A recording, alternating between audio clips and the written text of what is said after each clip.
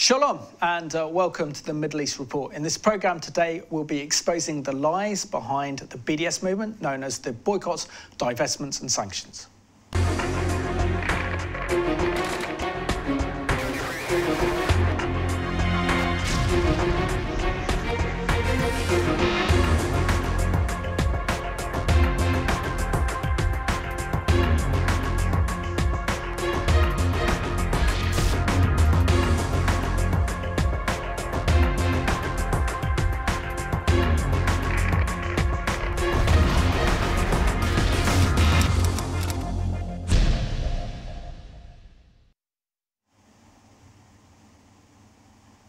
Warm welcome to the programme, and my guest today is Raphael Wein, and he is the Executive Director of StandWithUS UK. It's a great pleasure to have you on the programme, Raphael. Welcome to the Middle East. Thank you, it's great to be here. And can you share with us about your background? You're Jewish, you were brought up in Australia. So what was life like growing up as a Jewish person in Australia? So, right, I was born and raised in Melbourne, Australia. Very large Jewish community there. I was born and raised in a religious Jewish family, Zionistic in its being. And it was a very comfortable life for Jews there. I didn't encounter too many anti-Semitic remarks growing up. I went to a Jewish school, a Jewish Zionist youth movement, and all that, basically came to the peak when I decided to move to Israel when I was 18 after high school. And for an 18-year-old, that's quite a brave and courageous decision, knowing that you are kind of thousands of miles away from your country of birth. So why did you choose to make Aliyah at such an early age? Right. So, like I said, we grew up in a Zionist upbringing, and everything, from our Jewish household, my parents and what they said around the Friday night table as a religious house, and the youth movement and the Jewish Zionist school, that whole upbringing, led to the decision to move to Israel. And it is tough, moving at the age of 18. At the age of 18, you think you're at ripe old age of 18, but, you only are a kid. And thankfully, I had the support of my family and my parents, and within 2 years, my immediate family all moved, all my 5 siblings and my parents, to Israel, so that made it much easier in Israel, making the move. But it is difficult, it's an entire new language, culture that you have to move into and learn, specifically the military as well, where you have to, of course, join the army, as all Israeli citizens do. But it's never looked back. I've never looked back. And, you were an IDF commander. So can you share with us some of your military credentials? You're also involved in the conflict in Gaza in 2008 and in 2012. What is it like to go into battle and knowing that you are fighting to protect your nation, the one and only Jewish nation? Right. So having grown up in Australia, it's not something that I'd ever had to contend with. My parents never knew that at the age of 18 I'd be joining the army, and it's not something that I grew up with that knowledge. I never had any siblings or family. I was the first in my family to join the military. But it's as soon as you join and become an Israeli citizen as part of the Jewish faith in our homeland, it comes very naturally to go and defend the citizens, all citizens of the state of Israel. So wearing the olive green uniform with the Hebrew letters on it, it says the IDF, it's something very natural. Having said that, it's not something that anyone wants. And if you ask any Israeli, no one wants to join the IDF, no one wants to pick up a gun, would like to live peacefully. But yeah, I served in the Givati Brigade as a commander in 2008 and served in 3 bouts of violence in Gaza. The most meaningful for me was, of course, in 2014 in Protective Edge, where I led my soldiers into battle, and it was our mission to protect those villages on the border of Gaza. And it's difficult, it's not easy. You're faced with many, many different challenges, both as a soldier and as a commander, where you're, my foremost mission is to protect my soldiers and they get back and return safely to their families. But knowing that we're not fighting a battle across the seas and across the oceans and countries far away, we're protecting families only a few miles behind us from the front line. So that is something that is very a powerful and driving force in going into battle and protecting those families not far behind us. And Raphael, as a commander in the IDF, do you see the big difference between the reality of what you faced leading your troops into Gaza to confront the Islamist terrorist organisation Hamas, and the way that the Western media reported the conflict, particularly in that summer of 2014? Yeah, I think there is a big difference. I think much of what the media portrays is fairly swayed and slanted in certain ways. I don't think that the full picture is actually shown on the media. You know, the fact that we had to postpone by 24 hours for 3 times the entrance into Gaza. One of the most powerful tools that any military has is, of course, the element of surprise. And when you postpone the entrance into Gaza 3 times and you tell the Hamas and the citizens there that were coming in is a huge influence on the way you do battle and for your own mental health and the way you prepare your soldiers to go in knowing that you're going to be faced with people who expect you to come with those Hamas militants. It makes it very, very difficult. And none of that, of course, is portrayed in media when they're portraying and telling about the war in Gaza. Finally, on this issue, what do you say to those troops under your leadership before you'd embark on a major military operation, such as going into Gaza? So most often I took a very personal note, and I didn't tell, you know, much about the mission. You know, of course, I brief my soldiers on the missions that we have and make them prepared as best they can towards the mission.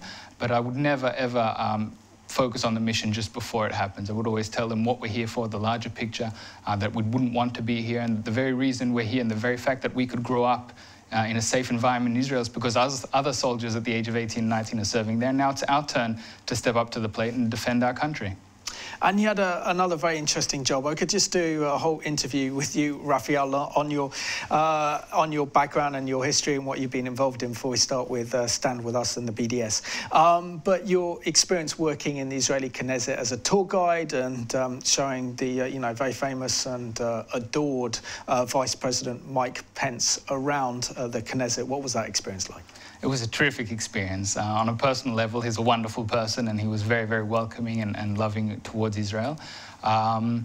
Working in the Knesset was fantastic. It was very interesting. You know, Israeli politics there's always a hot topic, no matter what it is, whether it's, you know, the Gaza conflict or, you know, the Palestinian-Israeli conflict, or whether it's just regular social issues that we have to deal with as a young country that we're still battling with. It's always fascinating. It's impressive to walk around the walls of the Knesset where such, you know, important decisions and took place and important meetings took place, whether it's in 77 where Anwar Sadat came and proposed peace between Egypt and Israel, which is a treaty that still holds true today. And it was a fascinating experience walking around with those, the Prime Minister and all the members of the Knesset. Fantastic. And congratulations on your newly appointed position of being the Chief Executive of Stand With Us, which is a very good organisation. So can you share with our viewers the excellent work that you do on behalf of Stand With Us? Thank you. StandWithUS UK is an educational charity where we aim to educate and challenge the misinformation based around Israel. And we do it through a few different programs. We're focused mainly on campus with university students. The Emerson Fellowship, which is our flagship program, where students from around the country, 21 students from 18 different universities around the country, come to London every couple of weeks and receive training, education about the history of the conflict and the media and so on. And then they go out to their different campuses and create Israel activities where we aim to educate the public and to have debates and discussion and discourse and dialogue about what Israel is, to counter that misinformation. Because we do believe that a lot of the misinformation about Israel is not due to hatred, it's due to misinformation and to ignorance about the actual topic. And so we're out there to discuss and enlighten people about what Israel truly is. We also have a sixth form program here based in London where students from sixth form all around, mainly Jewish schools, but not all, who come and learn about preparing themselves for what awaits them on campus with the BDS and other activities that stand to negate Israel. So let's have a look now at the work being carried out by Stand With Us. You feel the connection deeply. The pride and the people inspire you. You yearn for peace and hope that your children and your grandchildren will love and support Israel. You want to inspire them to care as you do, to protect Israel's future. Do you take for granted that they will know what you know and feel what you feel? Do they know how far we have come, where we've been, where we are going? Will they be inspired and rise to the task? Will they stand tall for Israel? Will they understand never again? Our children on college campuses are being challenged for their support of Israel. We support the Anti-Father! We support the Anti-Father! Israel is a terrorist state! Israel is a terrorist state! They attack our children, our communities, your children, your community. Every day requires courage and strength. They are told that they don't belong.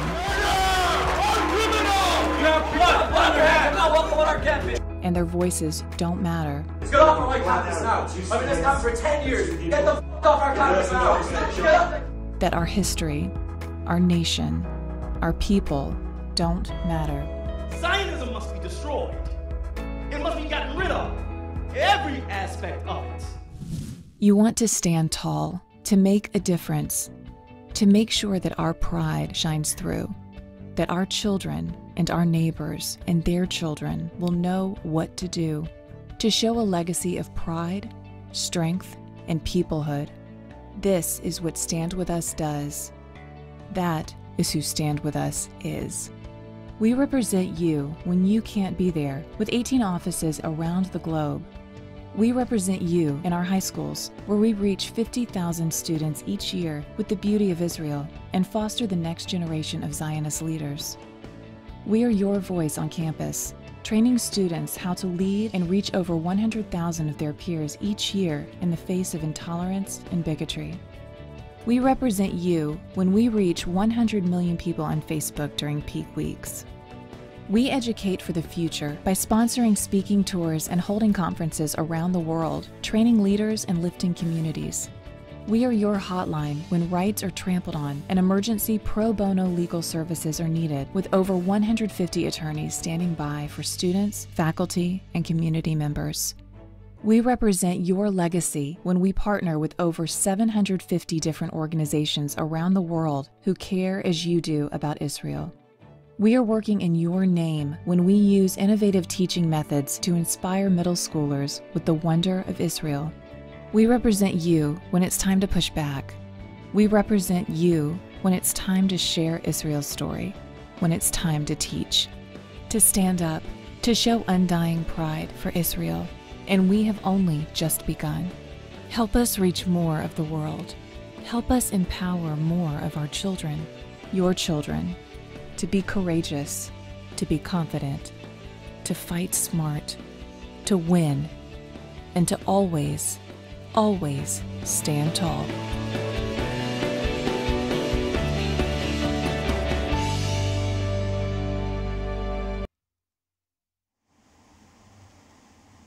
And that's a bit of an insight into some of the excellent work being carried out by Stand With Us through universities and campuses throughout the world.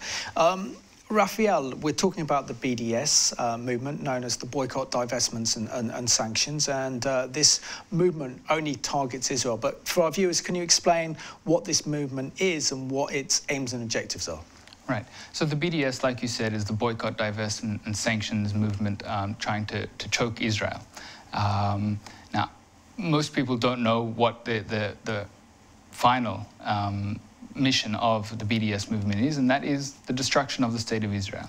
It's one thing to say that we're not willing we don't want to terrorize Israel in a violent solution, and they say that the BDS is to try a peaceful way to try and end the conflict. Having said that, the co-founder of the BDS, Omar Barghouti himself, stated that he doesn't want the state of Israel to exist. And when you say that, that is not something that most people would actually agree with. And many of the supporters and those students who go to the BDS rallies and go to BDS and align themselves with BDS actually know that they want the destruction of the state of Israel. And how much would you say this is a problem on British campuses? So on British campuses, the BDS is apparent, and they do have events, and they do try and pass motions within student unions. Over the past 4 months, some of our students in Cardiff and in Leeds Beckett have opposed these BDS motions and caused them to fail and not pass. So they don't have a huge following or a huge amount of success. and they're a far cry from actually divesting and causing the universities to divest from the State of Israel. So they have little effect when it comes to actually boycotting and divesting and sanctioning the State of Israel. Having said that, they are poisoning the minds of many students out there who don't know what Israel really is. And when you hear and you associate Israel with being an apartheid state and with being, you know, problematic with minorities and so on, and not granting equal rights to all its minorities in the State of Israel, that's the picture that's painted for these young students who don't know what Israel is. So having said that, we do send many tech trips, about 5 or 6 tech trips every year of young students, entrepreneurial students who go to Israel for about a 10-week tour, a 10-day tour, sorry. And they go and they learn about the State of Israel, and they see, and they're often granted certain internships towards the end with Startup Nation and all these different organizations within Israel and startup companies. So the BDS, of course, are not too successful when it comes to that, but they are poisoning the minds and the image of what Israel really is. So let's have a look at the nature of the BDS movement and those anti-Israel supporters and what they're doing here in the UK. Israel is a terrorist state. This is the scene in central London as thousands join together in protest of the Balfour Declaration. Defenders of the Jewish state are trying to make their voices heard amid rallying cries to free Palestine from the river to the sea. We've come here just to say, look, we want peace, they want war. We just come here to set the record straight, basically. The United Kingdom has seen a significant rise in anti-Semitism over the last year. In 2017 alone, a record number of anti-Semitic incidents were recorded in the United Kingdom, with the highest amount of attacks in the country since 1984. Now, organizers of the Palestine Solidarity Campaign say they expect tens of thousands of people to join in this protest, which is questioning Israel's right to exist in the first place. I'm here to participate in the British demonstration against Balfour Declaration, against the policy of the British government. This crime that led to ethnic cleansing of Palestinians. Balfour Declaration is not finished. We want to stop this crime. Now we are mobilizing against the Israeli apartheid in Palestine. This rally is taking place just as the Israeli Prime Minister visits the United Kingdom to celebrate the very event that these demonstrators are protesting, the signing of the Balfour Declaration. It's been 100 years since the British promised to the Jewish people of a national homeland, a promise Palestinians want to see an apology for. And the British government must apologize first, compensate the Palestinians for the damage that happened to them, and immediately recognize Palestinian state. Nevertheless, the PSC is continuing to organize events like this one across the UK, with thousands joining in. Israel claims, however, that the group is connected to the Hamas terrorist organization. Among this rally's organizers is the Muslim Association of Britain, one of whose founders is Mohammed Salwa, a senior Hamas activist who held military and political positions within the movement. Member of Hamas, Zahir Birawi, is also in attendance. He helped lead the Gaza Flotilla raid in 2010. But the participants and speakers in the event don't seem to be worried about the rally's close ties to Hamas, which has been deemed as a terrorist group by the European Union itself. We're here to show how upset we are regarding what's happening in the Middle East, especially in Palestine. We're here to condemn the Balfour Declaration and to tell everyone we want to be heard, that we want to return home. Basically, I'm from Palestine, north of Palestine, which is fully occupied right now. It doesn't matter if I was born in Lebanon, England, or wherever, I just want to be back home. We are the victims. Despite these calls, the British Prime Minister, Theresa May, says she will absolutely not apologize for the landmark Balfour document from 1917, which is seen as a key milestone in the establishment of the State of Israel. But even though the British government continues to show its support for Israel, counter-protesters at the rally are convinced that protests of this kind will continue to embolden people to express anti-Semitism. But we've marched in front of them, marched in front of a baying mob. Let me tell you something, we haven't seen yet the anti-Semitism that's in there, but it will come out. From the river to the sea, Palestine will be free.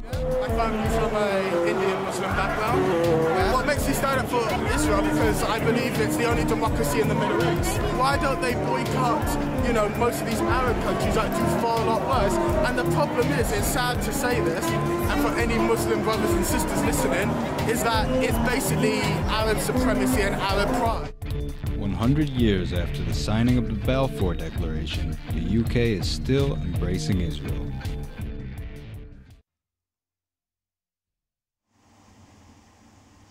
Now, that was a couple of years old, but it does explain the problem that we face in this country, not only with the Palestinian Solidarity Campaign, but also their embrace of the BDS movement. Which leads me on to this very important question that I'd like you to answer, if that's okay, Raphael. And that is the relationship between the BDS and that of the Palestinian Solidarity Campaign. Right, so the Palestinian Solidarity Campaign is, in actual fact, the active arm of the BDS. And they're the ones that are pushing the BDS ideas into action, whether it's running motions on campus and trying to get them elected through the national committee and so on each campus varies. And they create, you know, again, this stir and the poison of lies about what Israel really does represent. And it rears its ugly head, and it creates a situation where Jewish students on campus fear for their well-being. And they're not necessarily involved in Israel, they're not Israelis, they're not ambassadors for Israel, but they're forced to suddenly stand up and tell Israel's story for what it is, and often in very hostile environments. And also your experience, you worked in both South Africa and in New Zealand confronting the issue of the BDS movement. Can you share from your experience of what you had to deal with and the situation in South Africa and also New Zealand? Right. So in South Africa, it was something out of this world. You know, that is where not long ago the apartheid regime actually had taken place and did fall.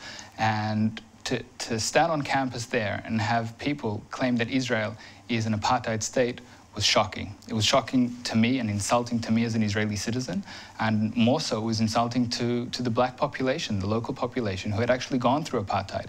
And it kind of minimizes what they went through when they say what Israel is today is an apartheid state, where everyone has equal rights. Any Israeli citizen, regardless of your religion, race, or sex, you do have those equal rights and opportunities within Israeli society. And it was also very, very violent. Having said that, the discussion there within South Africa is something very different. You do have to approach it in a different way, where apartheid is still a very vivid memory for many people in society there. In New Zealand, it was quite surprising, you know, even further than Australia, and yet when I went to speak on campus there, I had to be snuck through the back door of a lecture theatre with security by my side just to get me into the lecture theatre to speak. It was picketed, the event, from outside and from within. People standing there, of course, got up screaming, the child murderer, a rapist, and so on, for having served as an IDF commander. And even the professors at that university in New Zealand tried to rally support from outside the community to boycott the event and to shut us down. And of course, if not on university where I can come and speak, where is free speech supported, if not at university itself? So let's have a look now at the intolerance of the BDS. Jews will not replace us! Jews will not replace us! خيبر خيبر يا يهود جيش محمد سوف يعود جيش محمد سوف يعود.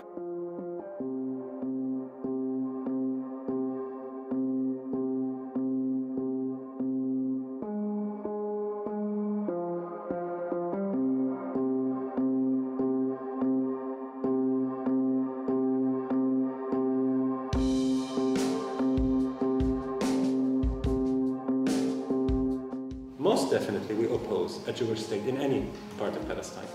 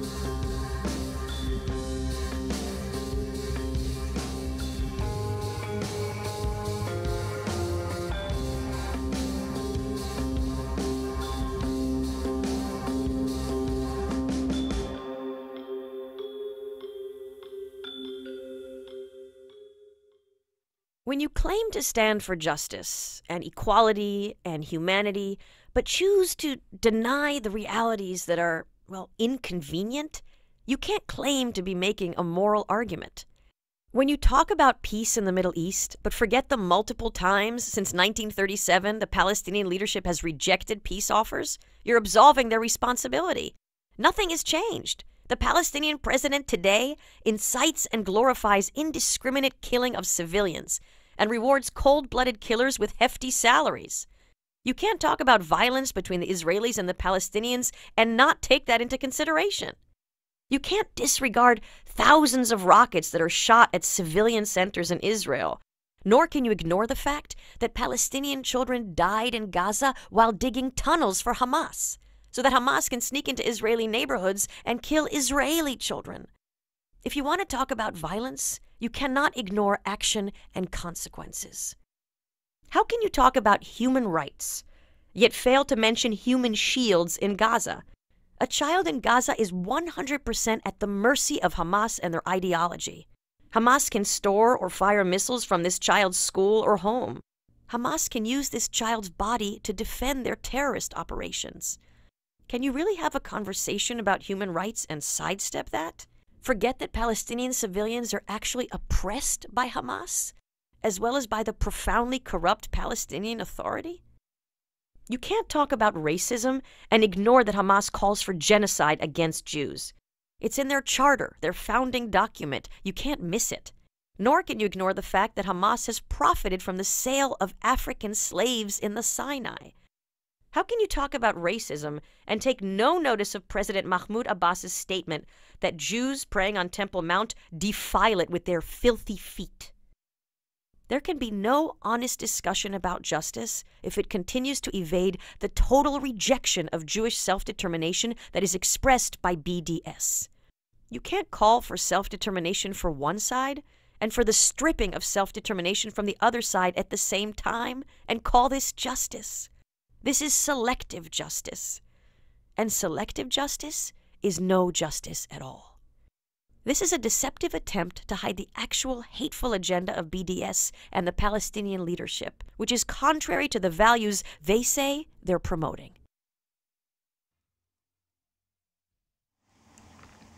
And these are excellent videos produced by StandWithUS that you can use on your social network platforms. Raphael, very important points were made in those videos regarding the BDS movement. But why is the Palestinian Solidarity Campaign, the BDS movement, so obsessed with Israel when they ignore the suffering of Palestinians living in Arab lands, such as in Lebanon, where Palestinians there are considered like third-class citizens, or in Iraq, where they face ethnic cleansing, or in Jordan, where many of them are actually discriminated against having professional jobs, not able to go to university, and we see this right across the Arab world. And surely, if you are a supporter of the Palestinian cause, then surely you have to mention the discrimination that the Palestinians face in the Arab world. Right. When people side with the BDS and the PSC, they often think that it's a just cause, and this is the first step in achieving peace in the Middle East, and attack people who are pro-Israel for not criticizing, not being willing to criticize the state of Israel for its injustices or misactions. Having said that, criticism crosses a line, as Natan Sharansky says. You check it with 3 Ds. The 3 Ds are delegitimization, demonization, and double standards. And if you do one of these, then your criticism is no longer legitimate. And when you hold Israel to a certain standard and not the rest of the world, and we don't have to look at the rest of the world, we can look at just at our community, our Middle East, our tight little pocket in the world, and you can see the atrocities that are occurring throughout the Arab world, just not far, a couple of 100 kilometers from the state of Israel. You do wonder, well, why isn't that at the foremost of the cause of the PSC? Why aren't those people's stories being told?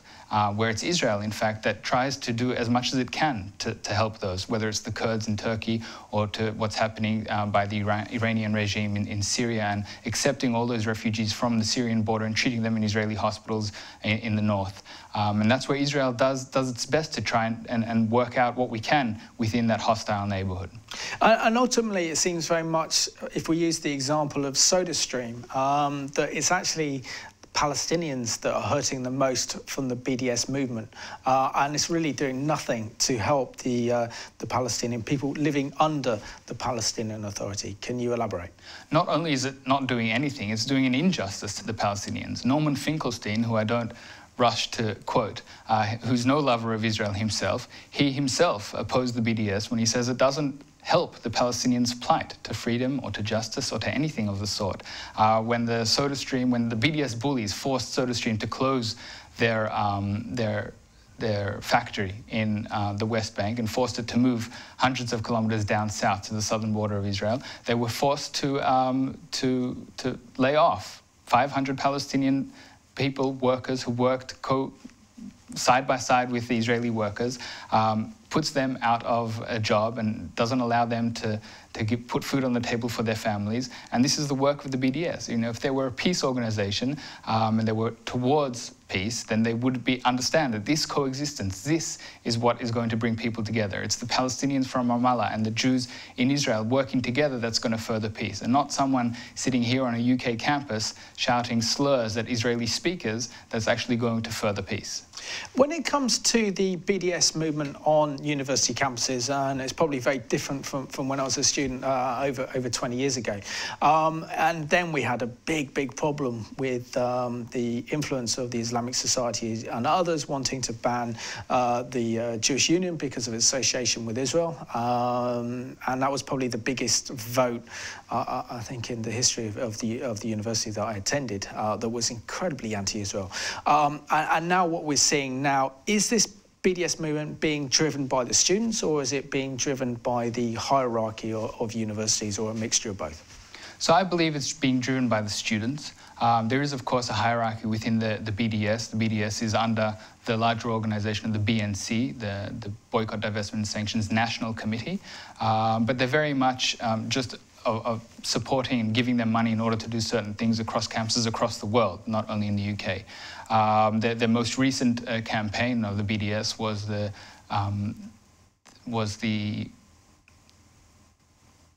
the boycott campaign, the Apartheid Day off campus on the 29th of November. Of course, the 29th of November being the day where the UN decided that the State of Israel has a right to exist and the Jews have a right to self-determination. And they couldn't muster more than 10 students at Manchester University, which is where the leader of the PSC sits in Manchester University. They couldn't muster more than 10 students on that day.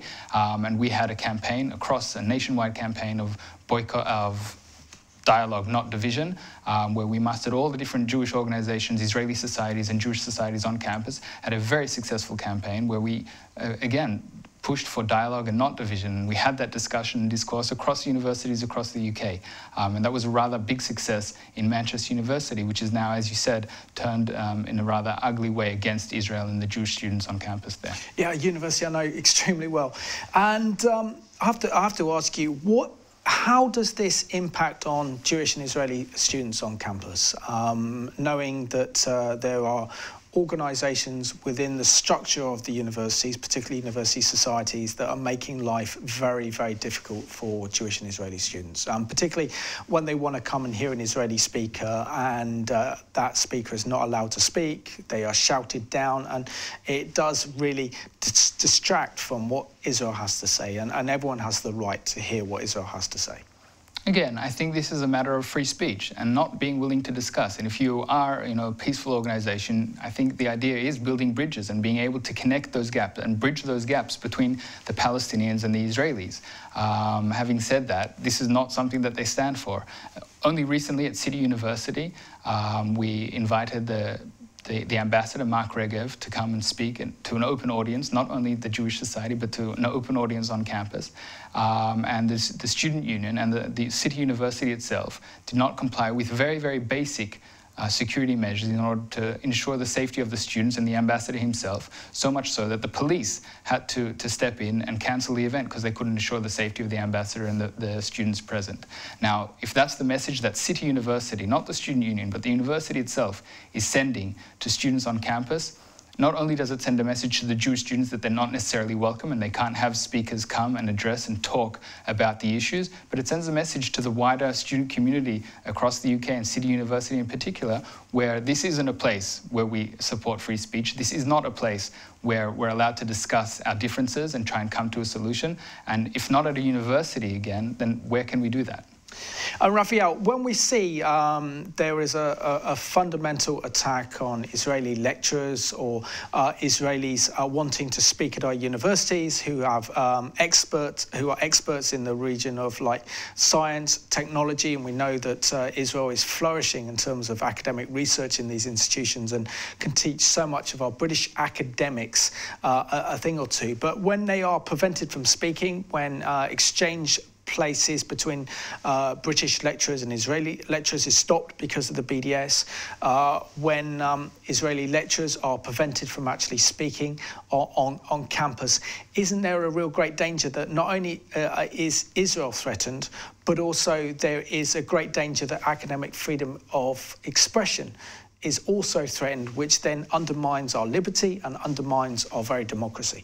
I think you're very correct in saying that. I think it is important, though, to mention that all the motions run by the student unions about divesting from Israeli institutions and companies and universities is a far cry from the university itself divesting. Most of these motions don't actually have any teeth, and they won't create any divestment from Israeli institutions and universities. And I think the universities here in the UK understand that, and they still maintain relations with Israeli lecturers and academics in inviting them to come and speak.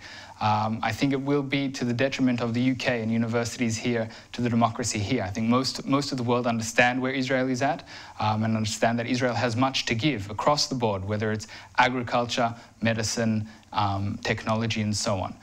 So that relationship is cultivated across the world. I don't think the BDS is strong enough to endanger that, but it will have an effect on campuses here within the UK and the way the students are told and taught and how to be academic and be free of mind and free of speech. Absolutely. So let's have a look now at this excellent video in which a Palestinian is talking about the BDS movement. The anti-Semitic boycott and divestment movement known as BDS, and many on the anti-Semitic left, have been leading the charge of apartheid against the State of Israel. I caught up with leading Palestinian activist and columnist Bassam Eid and asked him what he believes is really behind his propaganda. So many leftists, yeah, they probably have the so-called slogan, the so-called apartheid. I was in South Africa for several times. I don't think that Israel is an apartheid. Apartheid was totally different regime from what's going on right now in the occupied territories. I think that we still, the Palestinians, almost integrated into the Israeli society. We still get our medical care in the Israeli hospitals. We still joining the Israeli universities. You have doctors who are serving as directors of departments in the Israeli hospitals. You have an Arab judges right now in the Israeli High Court of Justice, and I don't think that what we got right now under the Israelis, they ever have it during the apartheid. Those who are calling that Israel is an apartheid, in my opinion, these people trying to push more and more towards the anti-Semitism around the world, and no doubt that the BDS became also so famous on increasing the anti-Semitism around the world. In 2005, Palestinian civil society came together to issue its call for boycott, divestment, and sanctions. I think that the BDS is a bullshit organization. I think that these people trying to cause damage to the Palestinian economy much more than to the Israeli economy. How does BDS cause damage to the Palestinian economy? Let's look at the case of SodaStream. SodaStream, sparkling waters made by you. SodaStream employed 600 Palestinians at its factory in the West Bank. Due to international pressure, the company shut down the factory and moved it to the Negev desert. After the move, most of the 600 Palestinians who were employed by SodaStream lost their livelihood. What did BDS do to help these families? In short, absolutely nothing. BDS and their misguided supporters celebrated the destruction of Palestinian jobs while believing they are somehow helping Palestinians. We are the weakened side. Our economy is laid on the Israelis. We are surviving from the Israelis. We are working at the Israelis. We still have 92,000 Palestinian workers right now in the West Bank only, who are crossing every morning the checkpoints and going and working in Israel. So imagine if Israel one day will impose a boycott on the Palestinian workers, what will happen to us? I don't remember ever that there is one Palestinian who authorized the BDS to speak on behalf of us. I don't think that the BDS try here to put any kind of alternatives. Okay, you want me to boycott Israel? What is the alternative? And that's exactly my own problem with the BDS. And it looks like that the BDS became a new organization who is trying to gain power and money on the suffering of the Palestinian people. Today, anti-Semites and individuals looking to make a name for themselves pick up the mantle of the Palestinian people. They financially profit from their suffering, while continue to push forward a final solution for the State of Israel. For the Rebel Media, I'm Miguel Hecht. Excellent report there, exposing the lies behind the BDS movement.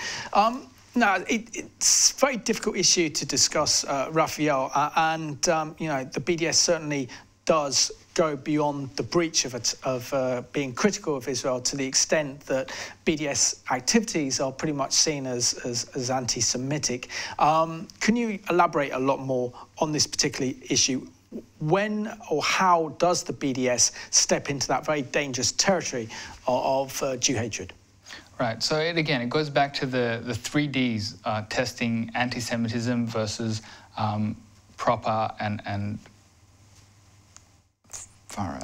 legitimate criticism. And this was done by Natan Sharansky. And he says, you know, if you demonize the State of Israel, as we see the BDS do, often comparing it to the Nazi regime, that's crossing the border of legitimate criticism. And if you hold Israel to double standards, then again, that crosses the border of legitimate criticism. You can criticize Israel and its policies all you want, as long as you hold that criticism to the same level and any other country to that same level of criticism and the same standards. And the same goes for delegitimization. You know, just because Israel has certain issues, and it does, it's a young state, it's only 70 years old, we're still learning the ropes when it comes to building our democracy and so on. There are certain issues within society, but that doesn't necessarily mean that the Jews don't have a right to self-determination. If there are issues here in the UK or in America, it doesn't mean that the UK doesn't have a right to exist as being the United Kingdom, right? It does have issues and you deal with them, but it doesn't mean you don't have the right to self-determination. And that has to go for Israel as well.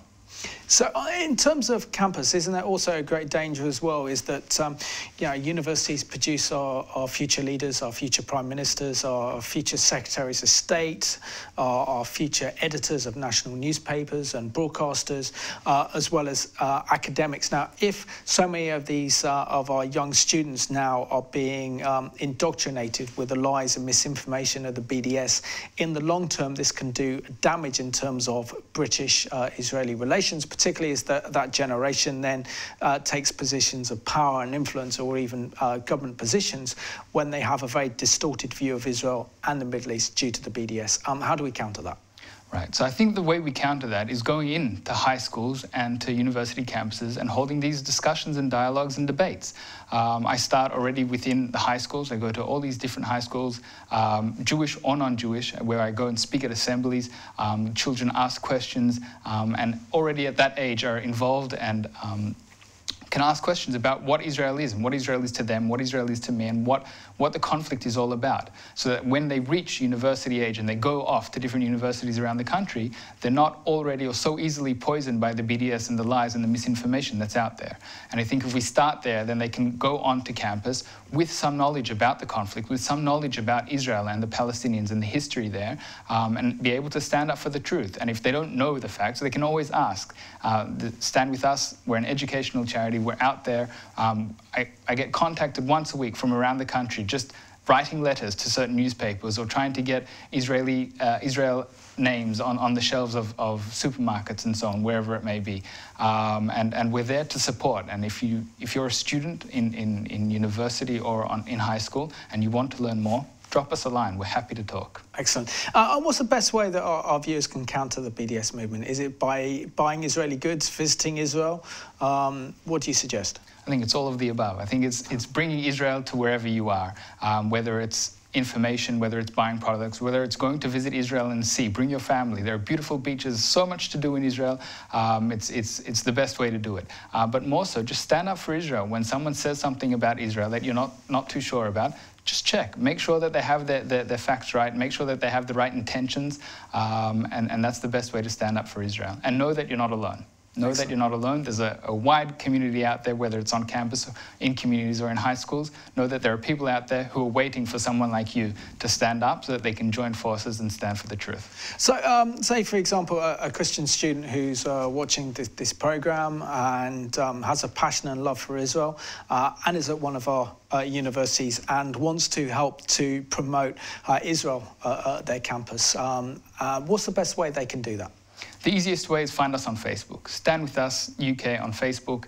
Send us a message. We answer very quickly, and we're more than happy to bring Israeli speakers to your campus, help you run nationwide campaigns that we already run, bring them to your campus, and tell Israel's story. Excellent. And have you got any stories you can share with us where Stand With Us has really made a difference in terms of conveying the truth of Israel's situation in the Middle East and portraying the rightful Israel? Yeah. In 30 seconds. In 30 seconds. Yes, I think not long ago we had in Newcastle a debate, a co-hosted debate with the Palestinian Society about accepting the IRA definition of anti-Semitism on campus. I think this was a huge issue in Newcastle. It's the first time that we are in Newcastle and that we had such a debate, and it was co-hosted with the Palestinian Society. And if we can co-host an event that discusses that, there's so much more that we can do. Raphael, thank you so much for being my guest on today's Middle East Report, and congratulations on your new appointment as the head of Stand With Us UK, and I wish you every success with the work that you're doing. Thank you so much. Thank you for being here. Pleasure. And I just want to thank you for watching today's programme. Today I think we've exposed all the lies and the myths surrounding the whole entire BDS movement. We know it's anti-Israel. We know that it has anti-Semitic elements within it, and we've got to counter this. And the best way we can counter that is to buy Israeli goods, to visit Israel, and to support excellent organisations such as Raphael's, such as Stand With Us, and get involved in promoting Israel advocacy work. So thank you for watching today's Middle East Report.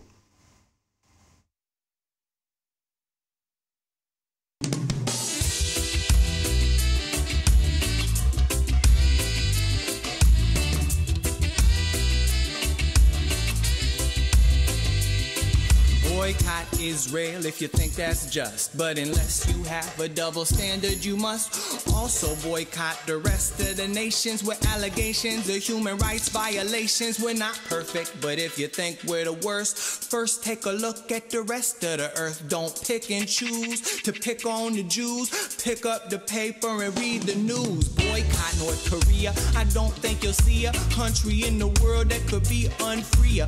Boycott China. Let's not forget they stole the whole country of Tibet. Boycott Japan, slaughtering thousands of helpless innocent whales and dolphins. Boycott Vietnam, where they choose to use drug addicts as slaves to shell cashews. Boycott Cambodia, grabbing up land 5 million acres from the poor man's hand. Boycott Thailand for shutting the door war and deporting refugees back to the war. Boycott Burma, don't let your cash slip into the grip of that military dictatorship. Boycott India, women can't escape when the government officials are guilty of rape. Boycott Pakistan, crazy country where they execute people for blasphemy. And boycott Afghanistan, opium land where the poppy fields stand in the Taliban's hand. And boycott Israel if you think that's just, but unless you have a double standard you must also boycott the rest of the nations where allegations of human rights violations. We're not perfect, but if you think we're the worst, first take a look at the rest of the earth. Don't pick and choose to pick on the Jews. Pick up the paper and read the news. Boycott Syria, their government's killing thousands of innocent unarmed civilians. Boycott Iraq, make them change the laws. They lock up and torture people without cause. Boycott Iran with the greatest rate of execution out of every other state. Boycott Turkey because they've always denied and lied about the Armenian genocide. Boycott Turkmenistan where the only media that you ever see is what the president will feed you. Boycott Uzbekistan, government's rotting, enslaving children to harvest cotton. Boycott Russia because every year more Muslims mysteriously disappear. Boycott Ukraine where the politicians lock up the opposition so there's no competition. Boycott Belarus, presidents gotta go. You know those elections are just for show. And boycott Germany cause there's no reparation for murdering half the Jewish population. And boycott Israel if you think that's just, but unless you have a double standard you must also boycott the rest of the nations with allegations of human rights violations. We're not perfect, but if you think we're the worst, first take a look at the rest of the earth. Don't pick and choose to pick on the Jews. Pick up the paper and read the news. Boycott Sudan, the Darfur genocide where hundreds of thousands have already died. Boycott Egypt, and don't let that narrow-minded president keep acting like Pharaoh. Boycott Saudi Arabian oppression, the women getting beat up, treated like possessions. Boycott Bahrain, police brutality against the Shiites by the Sunni monarchy. Boycott Yemen, make them stop the obscene execution of juveniles under 18. Boycott Eritrea, national slavery where they work for free indefinitely. Boycott the Congo, doing terrible things to sell blood, diamond, engagement rings. Boycott Zimbabwe, you find all kind of torture behind those government minds. Boycott South Africa, make them pay for the hundreds of women raped every day. Boycott Ivory Coast, sound the alarm, there's thousands of slaves on those cocoa farms. And boycott Israel if you think that's just, but unless you have a double standard you must also boycott the rest of the nations where allegations of human rights violations. We're not perfect, but if you think we're the worst, first take a look at the rest of the earth. Don't pick and choose to pick on the Jews. Pick up the paper and read the news. Boycott Chile because they deny abortions even if the mother would die. And boycott Brazil where the brutal police kill thousands of people to keep the peace. Boycott Venezuela, closer inspection shows that the socialists stole the election. Boycott Colombia, putting out the lights of anyone who fights for union rights. Boycott Ecuador for stealing the lands of indigenous people for their corporate plans. And boycott Costa Rica where they've applied so much pesticide that hundreds have died. Boycott Honduras where a journalist gets shot if he writes anything like this. Boycott Mexico in the war on drugs. The military acts like the cartel thugs. Boycott the USA, make them pay for torturing people in Guantanamo Bay. And boycott Cuba, but if the government hears you criticize them, you'll be locked up for years. Boycott Israel if you think that's just, but unless you have a double standard you must also boycott the rest of the nations where allegations of human rights violations. We're not perfect, but if you think we're the worst, first take a look at the rest of the earth. Don't pick and choose to pick on the Jews. Pick up the paper and read the news.